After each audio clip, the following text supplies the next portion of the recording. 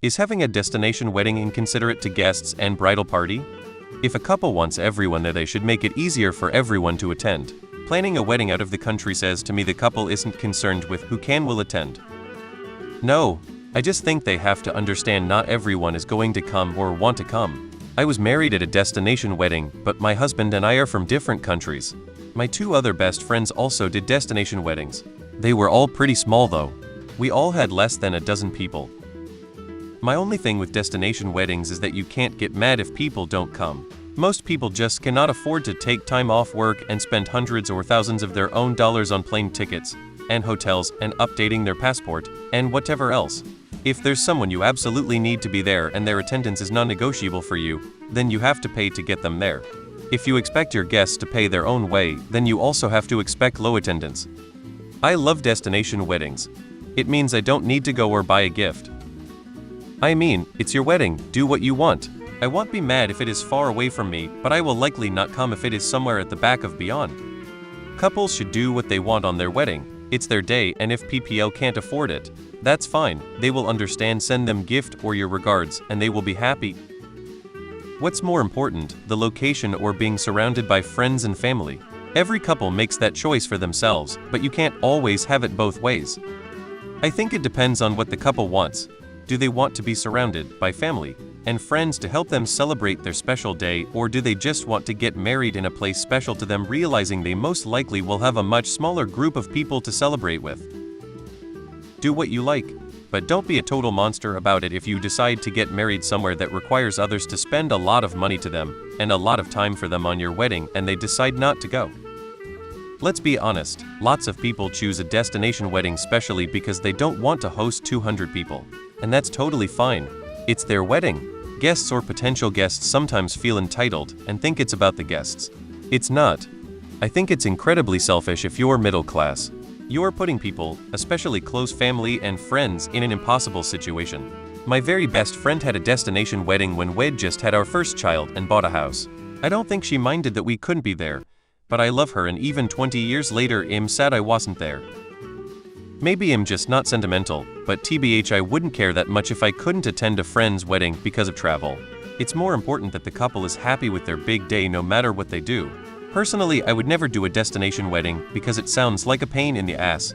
But anyway, both me and my partner have complicated friends and families living all over Europe, so it would still be a massive headache and expense to everyone. I feel like these days it's pretty common to live abroad or have family living abroad, so it's rarely as simple as people coming from the next town over. I moved away from my hometown after college and have lived in several different cities, and my peer group is similar, so I've had to travel for basically every wedding I've ever attended. I still think destination weddings are selfish. And I do not consider a wedding with many out-of-town guests to be a destination wedding. A destination wedding is held at a place where 100 of the guests, including the bride and groom, have to travel. A lot of couples have destination weddings ostensibly to keep their guest count down, but making things more challenging and expensive for the guests who do choose to celebrate with you is an obnoxious way to achieve that. If you want a smaller wedding, just invite fewer people. You can have a small wedding locally. Also, these weddings tend to be less expensive for the couple because they are passing their costs into their guests. Often literally an all-inclusive resort in the Caribbean that requires guests to stay on the room block or have a day pass for the resort is literally using the guests' resort fees to subsidize the costs of the wedding package.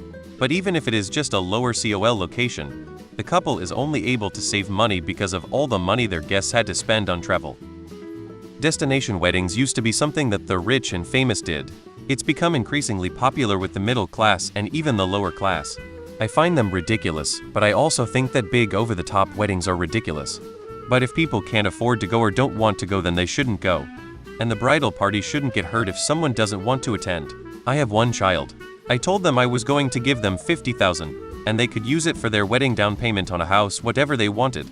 In my opinion, they chose wisely and opted not to have a wedding, but to each their own. No. Just like every other wedding, if you can't afford to go or don't want to, politely decline. It would only be inconsiderate if the couple called out people for not attending or sprung it on their guests with less than a year to plan. No, as long as the bride and groom do not complain about lack of attendance. My husband's cousin had a destination wedding in Mexico, which was fine, but she also included no children to be invited. That put a big strain on all of the families since she was one of the youngest cousins to get married, and everybody else already has 3 to 4 children.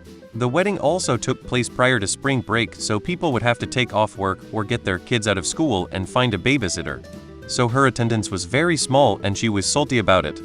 For me, a wedding is a happy special occasion where two families get together to celebrate a union. I could never have a wedding if I knew some of the special people in my life could not attend. I'd rather get married in my backyard and have everyone there than just a fancy landscape, so I can upload Instagram stories. If you're not accommodating them by helping with gas or rooms, don't be upset if they don't come and only send gifts. It depends on perspective. Couples should plan the wedding they want, but should also be mindful that destination weddings can be expensive and limit who can attend. Guests and the bridal party shouldn't feel pressured to spend beyond their means if they can't afford it. It's okay to decline. Communication and understanding on both sides are key. No, but you have two options: pay for everyone or don't be upset someone doesn't come.